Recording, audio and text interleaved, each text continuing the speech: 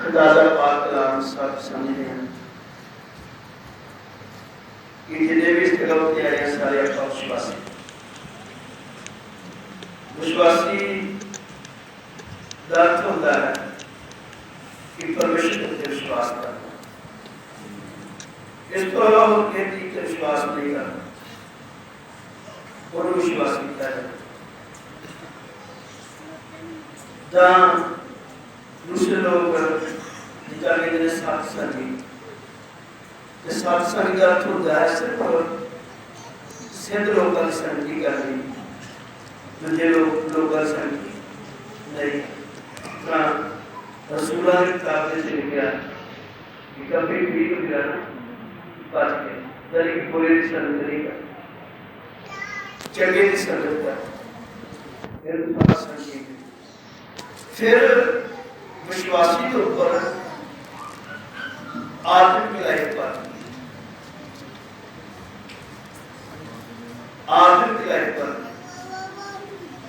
और आत्मिक लाइफ पर किस तरह आप बना सकते हैं, क्योंकि कभी कभी असं इन्हें भी परमेश्वर दा रहा साड़ियां कुछ गल्लां उन्होंने गल्लां का नाम चेंज होने का कारण की उस साढ़े बस की गल नहीं। कुछ बदलूआ जिंदगी जड़ियां काम करदियां ने कि वो इंसान को सिर ताज रस्ते में चलने नहीं देती, सही नहीं कर देंदियां, वो वासा करदियां ने इंसान की जिंदगी। तो इस करके असीं थोड़ा परमेश्वर का वचन पढ़ते हैं। पहला कंटिन्यू उसका 15 बार और ये 40 को लेके 8-9 जिन्हें साको अपनी जिंदगी का लक्ष्य मिले, साढ़े जिंदगी की सानू 4 प्रकार हो गई कि इहदे नाल असीं अपने जीवन दे उत्ते गौर करना।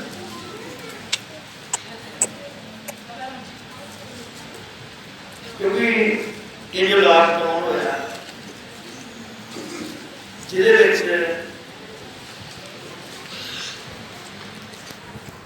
काफी लोग सी जिहड़े परेशान नहीं होए,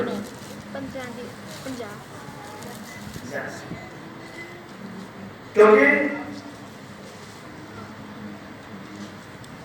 साढ़े को भाई सी उसका बैठा गल कर रहा सी कहता कि वो लॉकडाउन होया शैतान का खुश होया है कि बाबा गिरजे ऐतवार चर्च जाते गिरजे बंद हो कहते भी एक गिरजा बंद हो गया तो एक पिंड में जे 20 घर ही ते 20 हो गए गिरजे शुरू हो गए कि ऐतवार अपने अपने घर च 2-3 घंटे लोगों ने बात करनी कर कहते भी जिन्हें साड़ी संगति वाले साढ़े चर्च का टाइम ही 12 ਤੋਂ ਲੈ ਕੇ 3 ਵਜੇ तक खुदा के सेवकों ने सानू अनाउंस कर दिता कि गाड़ी जिंदगी का फोन नंबर विश्वासी घर सारे फोन कर दो कि 12 ਤੋਂ ਲੈ ਕੇ 3 ਵਜੇ तक अपने घर से दुआ करनी ते अहीं अपने घर से 12 ਤੋਂ ਲੈ के 3 ਵਜੇ तक अपने परिवार के समेत दुआ करना। प्रभु के सेवकों ने अपने घर से दुआ शुरू कर दी, कलीसिया ने अपने अपने घर से 12 ਤੋਂ 3 दुआ शुरू कर दी। अंदर शैतान हैरान हो गया होना कि मैं एक गिरजे की गल की है कि पिंड के दादा गिरजे की हो हालेलुया खुदा के ऊपर कोई रोक नहीं सकता। कल क्या था कि परमेश्वर के प्यार तो कोई चीज नहीं लगता। कहते कि प्रभु के सेवक का लाइव प्रोग्राम ही आपका करना तब कहता है बस किसी मतलब ये विश्वासी कर रहा है जेडे वफादार, क्योंकि कई वफादार नहीं होते। एक याकूब की नस्ल में होते हैं, एक ईसाऊ की नस्ल में होते हैं। ईसाऊ की नस्ल में ना घूमन फिरन वाले होते हैं, घूम फिर के शिकार खाने वाले। याकूब की नस्ल में होते हैं अपनी मां के लागे बैठ के अपने आप को खुदा नाल कर रहे ਗਿਓਟ ਉਹ ਘੁੰਮਣ ਵਾਲੇ ਤੇ ਉਹਨਾਂ ਨੇ ਗਾੜੀ ਮਤਲਬ ਉਹਨਾਂ ਦੇ ਐਲਡਰ ਲੋਕ ਸੀ ਉਹਨਾਂ ਨੂੰ ਉਹਨਾਂ ਪ੍ਰਭੂ ਦੇ ਸੇਵਕ ਉਹਨਾਂ ਨੂੰ ਕਿਹਾ ਉਹ ਕਿਹਾ ਗਾੜੀ ਦੀ ਸੰਗਤ ਨੂੰ ਕਹੋ ਜਿਹੜਾ ਨੰਬਰ ਤੁਹਾਡੇ ਕੋਲ ਨੇ ਤੇ ਜਿਹਨਾਂ ਦੇ ਤੁਹਾਡੇ ਕੋਲ ਨੰਬਰ ਨਹੀਂ ਉਹਨਾਂ ਨੂੰ ਕਹੋ ਕਿ ਜਿਹਨਾਂ ਕੋਲ ਨੰਬਰ ਹੈ ਦੂਜੇ ਸ਼ੇਅਰ ਕਰ ਆਪਣੇ ਦੂਜੇ ਨੂੰ ਸੰਦੇਸ਼ਾ ਦੇ ਉਹਨਾਂ 12 ਤੋਂ 13 ਮਤਲਬ ਆਪਣੀ ਆਵਾਜ਼ ਸ਼ੇਅਰ ਕਰ ਕਿਹਦੇ ਵਜੇ ਨੇ ਆਪਣੇ ਘਰ ਆਮੀਨ ਕਰਕੇ ਦੁਆ ਸੁਣਾ क्योंकि बाइबल में भी लिखा है कि एक रास्ता बंद करता है खुदा के रास्ते को हां जी के रास्ते होगा बोले ये का रास्ते पड़ेगा किने होगा हाथ में दाल इशारा करके हालेलुया 7 रास्ते होते फिर ये भी लिखा कि तेरा करी तेरा रास्ता न होगा सत्ता सानी तो लगे खुदा साथ बोलता ना सत्ता साथी रस्ते परमेश्वर ने जिन्होंने साथ अपने रस्ते जुड़े हैं उन्होंने सत्ता ਨੂੰ ਪੁਜਾ तो आज ਅਸੀਂ ਦੇਖਦੇ ਹਾਂ ਮੇਰੇ परमेश्वर ने रचा ये आत्मिक लाइफ ਆਪਾਂ ਬਣਾਣੀ ਹੈ ਸਾਡੀ ਗਵਾਹੀ ਹੈ ਜਿਹੜਾ ਸਾਡਾ ਏਰੀਆ ਹੈ ਇਹ ਖੁਦਾ ਨੇ ਏਰੀਆ ਸਾਡਾ ਸੇਵ ਰੱਖਿਆ ਇੱਥੇ ਇਹੋ ਜਿਹਾ ਕੋਈ ਵੀ ਵਿਅਕਤੀ ਨਹੀਂ ਆਇਆ ਗਿਆ ਜਿਹਦੇ ਵਿੱਚ ਉਹ ਬਿਮਾਰੀ ਦੇ ਲੱਛਣ ਹੋਣ ਉਸ ਬਿਮਾਰੀ ਦੇ ਲੱਛਣਾਂ ਕਰਕੇ ਸਾਡੀ ਏਰੀਏ ਵਿੱਚ ਕਿਸੇ ਚੀਜ਼ ਦੀ ਗਲਤੀ ਲੱਗੀ ਹੈ ਜਾਂ ਕੋਈ ਪਰੇਸ਼ਾਨੀ ਹੈ ਇਹ ਗੱਲ ਪਰਮੇਸ਼ਰ ਨੇ ਸਾਨੂੰ ਬਚਾ ਦਿੱਤੀ तो ਇਹਦੇ ਵਾਸਤੇ ਅਸੀਂ ਪਰਮੇਸ਼ਰ ਦਾ ਬਹੁਤ ਧੰਨਵਾਦ ਕਰਨਾ ਚਾਹੀਦਾ ਸ਼ੁਕਰਗੁਜ਼ਾਰ ਕਰਨਾ ਚਾਹੀਦਾ ਕਿ ਪ੍ਰਭੂ ਤੇਰਾ ਧੰਨਵਾਦ ਹੈ ਕਿਉਂਕਿ किसी के कारण किसी तरह की सारी कोई परेशानी नहीं है तो ये रब का धन्यवाद है कि सारी कोई मुश्किल नहीं है तो इस करके असं स्वर्ग वास्ते अपने आप को तैयार करते स्वर्ग राज वास्ते असं अपने आप को तैयार करते हैं स्वर्गीय राज वास्ते अपने आप को तैयार करते हैं पर कुछ गल्लां ने जिहड़ियां अपनी जिंदगी विच आपां खत्म कर वो असीं थोड़ा जिहा उसनां अपनी गल करके देखदे हां परमेश्वर स्वर्गी शरीर भी हुंदे हन ते धरती दे भौतिक शरीर भी ते धरती दे उत्ते भौतिक शरीर भी है स्वर्गी शरीर भी हुंदे हन अते जमीनी शरीर भी हुंदे हन जानि धरती उत्ते भौतिक शरीर दो तरह के शरीर है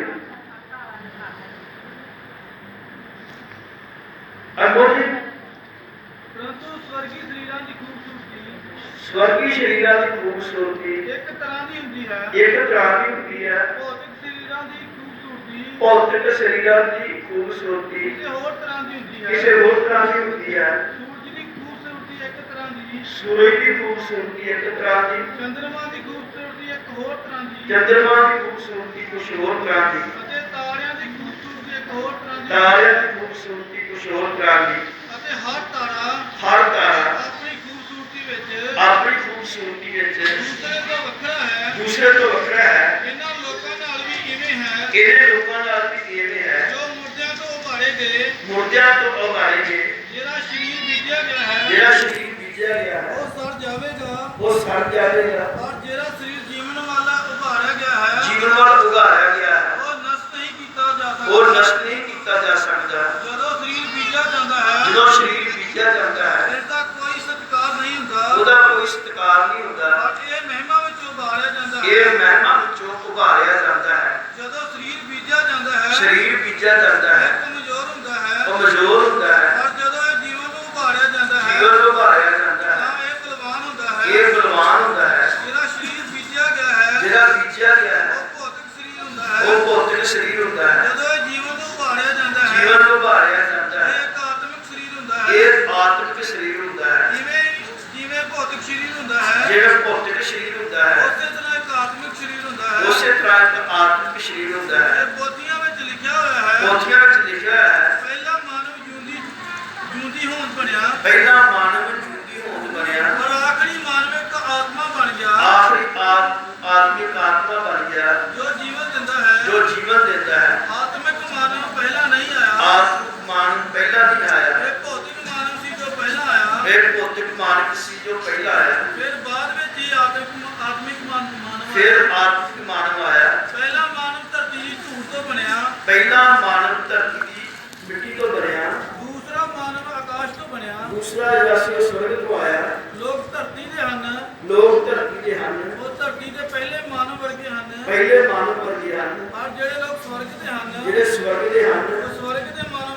ਉਹ ਸਵਰਗ ਦੇ ਮਾਨਵ ਵਰਗੇ ਹਨ। ਅਸੀਂ ਧਰਤੀ ਦੇ ਮਾਨਵ ਵਰਗੇ ਬਣਾਏ ਗਏ ਸੀ। ਅਸੀਂ ਧਰਤੀ ਦੇ ਮਾਨਵ ਵਰਗੇ ਬਣਾਏ ਗਏ ਸੀ। ਇਸ ਲਈ ਅਸੀਂ ਵੀ ਸਵਰਗ ਦੇ ਮਾਨਵ ਵਰਗੇ ਬਣਾਏ ਜਾਵਾਂਗੇ। ਸਵਰਗ ਦੇ ਮਾਨਵ ਵਰਗੇ ਕੀਤੇ ਜਾਵਾਂਗੇ, ਬਣਾਏ ਜਾਵਾਂਗੇ। ਹਾਲੇਲੂਇਆ। ਇਹਦੇ ਵਿੱਚ 49 ਵਿੱਚ ਲਿਖਿਆ ਜਿਸ ਤਰ੍ਹਾਂ ਅਸੀਂ ਧਰਤੀ ਵਾਲੇ ਦਾ ਰੂਪ ਧਾਰਿਆ, ਇਸੇ ਤਰ੍ਹਾਂ ਅਸੀਂ ਸਵਰਗ ਵਾਲੇ ਦਾ ਕਰਾਂਗੇ ਰੂਪ ਧਾਰਿਆ। ਹਾਲੇਲੂਇਆ। अच्छा, ਅਸੀਂ ਥੋੜਾ ਪ੍ਰਭੂ ਦੇ ਵਚਨ ਪੜ੍ਹੇ ਨੇ ਤੇ ਉਹਦੇ ਥੋੜਾ ਜਿਹਾ ਅਸੀਂ ਵਿਚਾਰ ਕਰਾਂਗੇ ਕਿ ਪੌਲਸ ਰਸੂਲ ਗ੍ਰੰਥੀਆਂ ਦੀ ਕਲੀਸਿਆ ਜਿਸ ਵਕਤ ਪਹੁੰਚੇ ਨੇ, ਉੱਥੇ ਪੌਲਸ ਨੇ ਗੱਲ ਕੀਤੀ ਆ ਕਿ ਕੁਝ ਸਰੀਰ ਜਿਹੜੇ ਨੇ ਸਵਰਗੀ ਨੇ ਤੇ ਕੁਝ ਸਰੀਰ ਜਿਹੜੇ ਨੇ ਉਹ ਜ਼ਮੀਨੀ। ਜ਼ਮੀਨ ਵਾਲਿਆਂ ਦਾ ਰੰਗ ਢੰਗ ਸੋਚ ਵਿਚਾਰ ਜਿਹੜੀ ਉਹ ਅਲੱਗ ਹੈ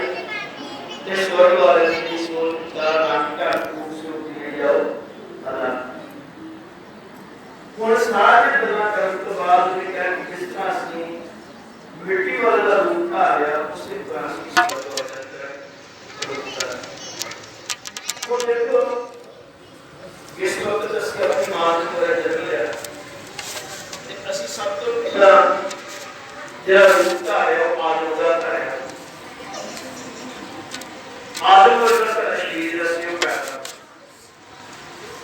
ਜਦੋਂ ਆਦਮ ਵਰਗਾ ਸਰੀਰ ਪੈਦਾ ਹੋਇਆ ਤੇ ਆਦਮ ਦਾ ਸਾਰਾ ਸੁਭਾਅ ਸਾਡੇ ਅੰਦਰ ਵੀ ਹੋ ਗਿਆ। ਆਦਮ ਦਾ ਰੂਪ ਧਾਰਨ ਰੱਖਿਆ ਕਿ ਆਦਮ ਦਾ ਸੁਭਾਅ ਸਾਡੀ ਜ਼ਿੰਦਗੀ ਵਿੱਚ ਪੈਦਾ ਹੋ। ਹੁਣ ਜਿਹੜਾ ਆਦਮ ਦਾ ਸੁਭਾਅ ਹੈ ਉਹਦੇ ਵਿੱਚ ਤੁਸੀਂ ਜਾਣਦੇ ਜੀ ਕੀ ਸੁਣਿਆ ਆਦਮ ਦੇ ਸੁਭਾਅ ਵਿੱਚ ਜਿੰਨਾ ਚੱਕਰ ਸਾਡੀ ਜ਼ਿੰਦਗੀ ਵਿੱਚੋਂ ਆਦਮ ਦਾ ਸੁਭਾਅ ਹੀ ਖਤਮ ਹੋਵੇਗਾ, ਉਹਨਾਂ ਚੱਕਰ ਸਾਡੇ ਜੀਵਨ ਦੇ ਵਿੱਚ ਯਿਸੂ ਮਸੀਹ ਦਾ ਸੁਭਾਅ ਕਦੀ ਪੈਦਾ ਹੋ ਨਹੀਂ। ਕਿਉਂਕਿ ਅਸੀਂ ਤੋਬਾ ਕੀਤੀ ਹੈ, ਪਾਣੀ ਦਾ ਬਪਤਿਸਮਾ ਲਿਆ, ਪ੍ਰਵੇਸ਼ ਦਾ ਪਾਪ ਨੂੰ ਪਾਇਆ, ਉਸ ਤੋਂ ਬਾਅਦ ਅਸੀਂ ਸੰਤਾਂ ਨਾਲ ਸੰਗਤੀ ਕਰਦੇ ਹਾਂ, ਪ੍ਰਵੇਸ਼ ਦਾ ਵਚਨ ਪੜ੍ਹਦੇ ਹਾਂ, ਸੇਵਾ ਕਰਦੇ ਹਾਂ, ਪਰ ਸਾਡਾ ਅੰਦਰ ਦਾ ਸੁਭਾਅ ਆ ਉਹ ਆਦਮ ਤੇ ਖੜਾ ਰਹਿੰਦਾ। ਸਾਡਾ ਅੰਦਰ ਦਾ ਸੁਭਾਅ ਜਿਹੜਾ ਉਹ ਆਦਮ ਤੇ ਖੜਾ ਰਹਿੰਦਾ। ਆਦਮ ਵਰਗਾ ਸੁਭਾਅ ਹੋਣ ਦੇ ਕਾਰਨ ਕਰਕੇ ਕਦੇ ਕਦੇ ਅਸੀਂ ਮਤਲਬ ਆਪਣੇ ਜੀਵਨ ਦੇ ਵਿੱਚ ਖੁਦਾ ਦੇ ਵਚਨਾਂ ਦੀ ਆਈ ਹੋਣ ਜਿਹੜੀ ਉਹ ਗਲਤ ਕਰਦੇ। ਪਰਮੇਸ਼ਰ ਦੀ ਜਿਹੜੀ ਆਈ ਹੋਈ ਬਦਾਰੀ ਆ ਉਹ ਵੀ ਕਿਸੇ ਨਹੀਂ ਗਲਤ ਕਰਦੇ। ਕਿਉਂ? ਇਸ ਕਰਕੇ ਜਿੰਨਾ ਚੱਕਰ ਆਦਮ ਦੇ ਕੋਲ ਫਰਿਸ਼ਤਾ ਵੀ ਸੀ ਆਇਆ ਦੂਜੀ ਵਾਰ, ਉਹਨਾਂ ਚੱਕਰ ਜਿਹੜਾ ਸੁਭਾਅ ਸੀ ਉਹਦਾ ਆਦਮ ਦਾ ਉਹ ਸਾਰਾ ਸੁਭਾਅ ਖੁਦਾ ਦੀ ਸ਼ੁਰੂ ਤੋਂ ਤੇ ਆ ਹੋਇਆ। ਉਹਦੇ ਵਰਗਾ ਸੁਭਾਅ ਸੀ, ਉਹਦੇ ਵਰਗੇ ਉਹਦੇ ਖਿਆਲ ਸੀ, ਉਹਦੇ ਵਰਗੇ ਵਿਚਾਰ ਸੀ। ਪਰ ਜਿੱਦਣ ਲੂਸੀਫਰ ਦੇ ਕੋਲ ਆ ਕੇ ਖੜਾ ਹੋ ਗਿਆ ਦੋਨਾਂ ਦੀਆਂ ਦੇ, ਉਧਰ ਉਹਨਾਂ ਦੇ ਵਿੱਚੋਂ ਸਾਰੀ ਪਰਮੇਸ਼ਰ ਦੀ ਸੂਰਤ ਜਿਹੜੀ ਸੀ ਉਹ ਕਰ ਦਿੱਤੀ, ਖਤਮ ਕਰ।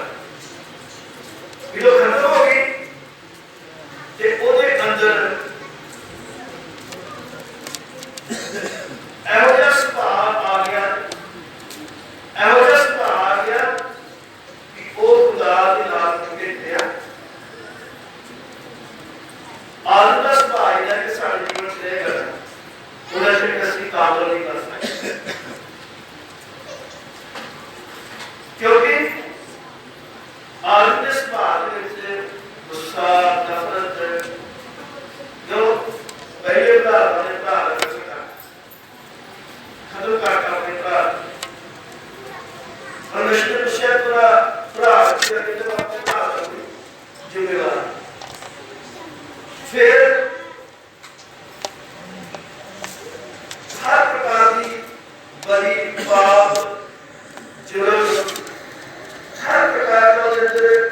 खिलौने काम खिलौनियां गल्लां सारियां आदम की जिंदगी में आ गई। जो आदम की जिंदगी में आ गई ते आदम का शरीर जिहड़ा सी आत्मिक तो शरीर तो बन गया, ऐ जमीन के उत्ते बन जमीनी बन गया। फिर उस सुभाव दे विच हर प्रकार की चीजें जो छिपी हुई सी, जिन्हें कार्य करके दुआर बंदा आदम के सुभाव बड़ा होता है। कलाम के फुटे खड़ा होना तो अपने जीवन की गवाही बना के रखना आदम के सुभाव बड़ा औखा। और बजारी के रहना आदम के सुभाव बड़ा औखा, क्योंकि जब आदम है ये सुभाव में शैतान का शैतान समा जाता है। पर यीशु मसीह का सुभाव है उसके शैतान की कोई गल नहीं सुनती। एक बंदा है उन्होंने गल की फलाना बंदा तारी चुगली करता, तारी निंदा करता, तारे विरुद्ध बोलता, तारे खिलाफ बोलता। जिहड़ा आत्मिक सुभाव वाला बंदा है उन्हें गौर की कोई गल बोलता पर जिहड़ा आदम का सुभाव है उसके मन में शिक्षा इस गल की मतलब रंजिश आ जाती है। क्यों? उसके अंदर एक चीज बनी हुई है कि मैं मनुष्य जाति को खुदा की सूरत में बन नहीं, मैं उनकी सूरत में बन है। जो खुदा का सुभाव है जिंदगी में जोड़े करना तुसी अपने आप कानूना विधियां तो भगवान के नियमां विच बड़े हो। पर जो आदम का सुभाव है जीवन में जाकर बनिया नहीं करना तारी जिंदगी में लोगों पीढ़ी ये सब चीजें एक कायम भी करनी तुसी कदे भी अपनी जिंदगी का बैलेंस जिहड़ा बिगाड़ते रहोगे सुधारते रहोगे बिगाड़ते रहोगे सुधार ਉਹਦੇ ਸੁਭਾਅ ਦੇ ਵਿੱਚ ਇਹ ਚੀਜ਼ਾਂ ਸਮਾਰ ਗਈਆਂ। ਫਿਰ ਜਿਸ ਵਕਤ ਲੂਸੀਫਰ ਆਦਮ ਦੇ ਕੋਲ ਆ ਗਿਆ ਤੇ ਆਦਮ ਦੀ ਜ਼ਿੰਦਗੀ ਵਿੱਚ ਅੰਗ ਪੈਦਾ ਕੀਤੇ ਜਿਹੜੇ ਆਦਮ ਨੂੰ ਮਾਰਨ ਵਾਸਤੇ ਸੀ, ਆਦਮ ਨੂੰ ਮਾਰਨ ਵਾਸਤੇ ਉਹਨੇ ਅੰਗ ਪੈਦਾ ਕੀਤੇ। ਉਹਨਾਂ ਅੰਗਾਂ ਨੂੰ ਜਦ ਤੱਕ ਅਸੀਂ ਆਪਣੇ ਜੀਵਨ ਤੋਂ ਖਤਮ ਨਹੀਂ ਕਰਾਂਗੇ तब तक सारी कभी आमदनी जिंदगी बार नहीं सकती। थोड़ा सी देखते हैं कुर्सियां रखा है उधर तीन बार उसकी 5000 लोग परमेश्वर का पाक कलाम पढ़ते हैं। ये चीज़ों ने आदम की जिंदगी में पैदा की है। ये जिंदगी बाइबल है उत्पत्ति की किताब से लेके प्रकाशित वाक्य तक ये सब आदम के अंदर कुछ करवाते हुए हालेलुया। अच्छा पढ़ते हैं इसलिए तुसी अपने अंगां नूं जो धरती उत्ते हन मार सुटो। अर्थात अच्छा मान लो अखाल मार लागे फिर उसकी मतलब गलती का जवाब करें यीशु मसीह ने कहा यदि आप पाप करते कर फिर यीशु मसीह ने कहा कि पाप करते माफ करते काट दे, जितना पैर पाप करते पैर करते काट दे। फिर मतलब पापा ही अपने दोनों खाते हैं करते हैं फिर आपस समझे बहुत जाते फिर वो दुनिया में पूछेगा कि क्या लोग किया दिखाने की यीशु मसीह क्या है स्वर्ग की खातिर आपने दोनों अखान करते ये तेरे को दुनिया पाप करते हैं। कोई बंदा और ज्ञानी हो बुरा बंदों की ज्ञान ना भया हो और मिसालेगा मेरा कि अखा पाप के होती है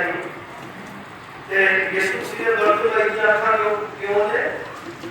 मान लो अने अखा क्यों बड़ी बात है और चाहिए कि अखा पाप के लिए किधर जगह पे आते ना ते मैं